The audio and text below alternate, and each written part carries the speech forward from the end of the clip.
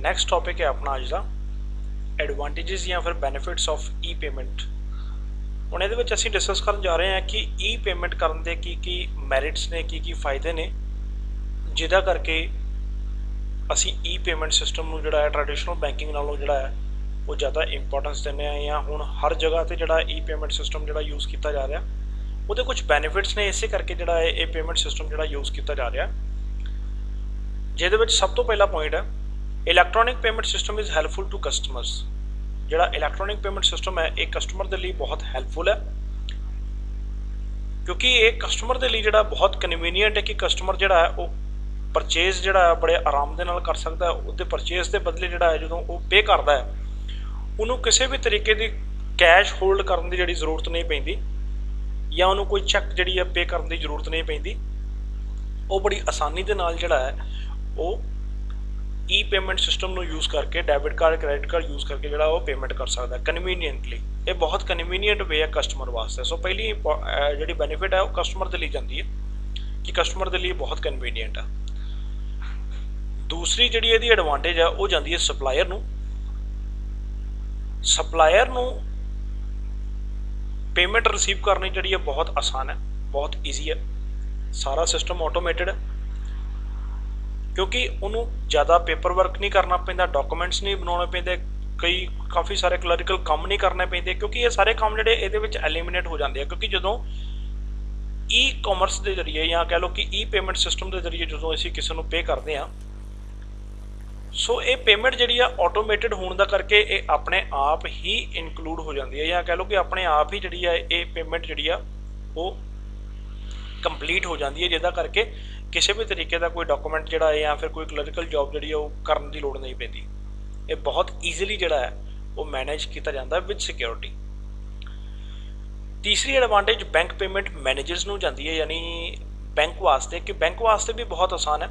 जेकर electronic payment system की गल करिए तो बैंक वास्ते बहुत सौखी चीज़ है क्योंकि बैंक नूं जेकर असीं ट्रैडिशनल मैथड की गल करिए जे बैंक हर एक चीज़ जी मैनुअली करे तो काफ़ी सारिया गलतियां होने की संभावनावां जिहड़ियां वो कई बारी वध जांदियां। इस करके जो असीं इलैक्ट्रॉनिक पेमेंट सिस्टम की गल करते हैं तो क्लरिकल एक्टिविटीज़ जिहड़ियां बहुत इहदे च रिड्यूस हो जांदियां कर जांदियां क्योंकि ये सारा ऑटोमेटिड सिस्टम है। क्योंकि जो भी कोई पेमेंट की जाती है एक अकाउंट चो निकल के वो पेमेंट जो दूसरे अकाउंट के जाती है तो वो अपने आप ही ऑटोमैटिक तरीके के नाल जी है एक चो डेबिट तो दूसरे चो क्रेडिट जी हो जाती है जिहदे विच बैंक नूं जिहड़ा है कोई क्लरिकल काम जिहड़ा है या कोई ट्रांजैक्शन जी नोट करने की लोड़ नहीं पैंदी, वो अपने आप ही जिहड़ा रिकॉर्ड हो जाता है। इस करके बैंक वास्ते की है कि वो चीज़ां रिकॉर्ड करनियां जिहड़ियां मैनेज करनियां जिहड़ियां बहुत ईजी है। चौथी चीज़ है यूनीवर्सल है। EPS यूनीवर्सल है तो बहुत घट वो रुकावटां जिहड़ियां आउंदियां। यूनीवर्सल का मतलब है कि जिहड़ा हर जगह पर अपलाई होंदा होवे। एनी कस्टमर और मर्चेंट कैन यूज़ इट। कोई भी कस्टमर जिहड़ा कोई भी मर्चेंट जिहड़ा है यूज़ कर सकता है। कोई ये कोई किसी तरीके का कोई रूल रेगूलेशन नहीं है या एलिजिबिलिटी नहीं है। किहड़े सॉफ्टवेयर तो तुसीं पेमेंट कर रहे हो, किहड़े ब्राउज़र दे विच तुसीं खोल के पेमेंट कर रहे हो, ये मैटर नहीं करते। ये चीज़ां डिफरेंट कंट्रीज़ ਦੀਆਂ ਜਿਹੜੀਆਂ डिफरेंट ਕਰੰਸੀਜ਼ ने जिवें इंडिया ਦੇ ਵਿੱਚ रुपीज़ ਚੱਲਦੇ ਆ ਇਸੇ ਤਰੀਕੇ ਦੇ ਨਾਲ डिफरेंट ਕੰਟਰੀਜ਼ ਦੇ ਵਿੱਚ ਕਈ ਕੰਟਰੀਜ਼ ਦੇ ਵਿੱਚ ਡਾਲਰ ਯੂਜ਼ ਕੀਤੇ ਜਾਂਦੇ ਆ, ਕਈ ਕੰਟਰੀਜ਼ ਦੇ ਵਿੱਚ ਦਿਨਾਰ ਯੂਜ਼ ਹੁੰਦੇ ਆ। सेम ਇਸੇ तरीके ਨਾਲ ਚਾਹੇ ਉਹ ਕੰਟਰੀਜ਼ ਦੀਆਂ ਕਰੰਸੀਜ਼ भी डिफरेंट ਹੋਣ ਉਹ ਵੀ ਬੜੇ ਆਸਾਨੀ ਦੇ ਨਾਲ ਮੈਨੇਜ ਕੀਤੀਆਂ ਜਾ ਸਕਦੀਆਂ ई पेमेंट सिस्टम के जरिए। फिफ्थ बेनिफिट या फिफ्थ एडवांटेज ये आ जाती है EPS इज़ इट्स एनोनिमिटी यानी गवर्नमेंट जी है इस चीज़ का जरूर ध्यान रखती है क्योंकि वो टाइमली टाइम टू टाइम जोड़ा है वो ऑडिट करती रहती है यानी ट्रांजैक्शनस को चैक करती रहती है। जदों पेमेंट जी किसी अकाउंट के जाती है जे असीं कैश के डील करिए तो कैश के की है कि वो पेमेंट जी ट्रैक करनी बहुत औखी हो जाती है जो असीं कैश के पे करते हैं। लेकिन जो किसी अकाउंट ट्रांसफर की आप गल करते हैं इलैक्ट्रॉनिक पेमेंट सिस्टम की आप गल करते हैं कि एक अकाउंट चो पैसे गए दूसरे के जमा होए, एक चो डेबिट एक चो क्रेडिट, उदों गवर्नमेंट जी ये चीज़ जी ट्रैक कर सकती है, ऑडिट कर सकती है जिहदे थ्रू जो मनी लॉन्ड्रिंग वगैरह वर्गियां जिहड़ियां प्रॉब्लम्स ने या टैक्स एवेशन जिहड़ियां प्रॉब्लम्स ने। कई लोग टैक्स तो बचने वास्ते बहुत कुछ करते हैं। मनी लॉन्ड्रिंग के नाल रिलेटेड काफ़ी सारिया जिहड़ियां चीज़ां जिहड़ियां अपने सामने आउंदियां ये चीज़ां उहदे विच घट जांदियां। ये भी एक एडवांटेज है जी।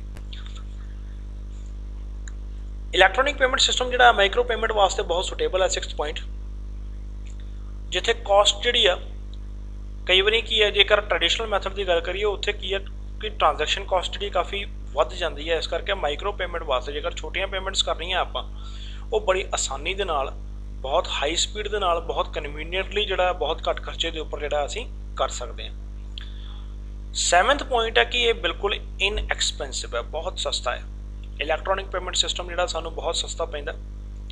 It cost is really very less, ਇਹਦੀ ਕਾਸਟ ਜਿਹੜੀ ਆ ਬਹੁਤ ਘੱਟ ਆ as compare to its benefits ਜਿਹੜੇ ਆ ਉਹਦੇ ਜ਼ਿਆਦਾ ਆ, ਕਾਸਟ ਜਿਹੜੀ ਉਹਦੀ ਬਹੁਤ ਘੱਟ ਆ, ਇਨਐਕਸਪੈਂਸਿਵ ਆ, ਵੀ ਇੰਨੀ ਜ਼ਿਆਦਾ ਖਰਚੀਲੀ ਨਹੀਂ ਹੈਗੀ।